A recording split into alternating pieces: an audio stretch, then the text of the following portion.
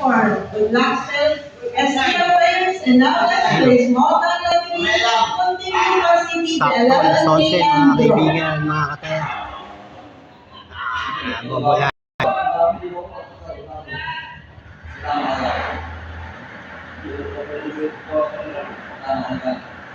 Pintahan po natin ang first ball.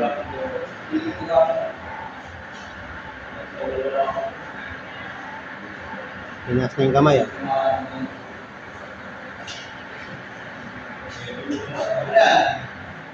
Gis! First winning number is number 10. Alam po naman natin ang ating susunod na winning number. Baka 22 na yan.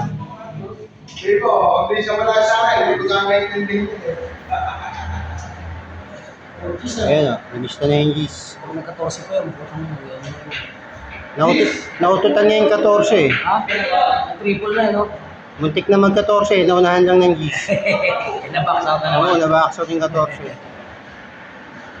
18. Second winning number is number 18. The winning combination for today is 10 and 18.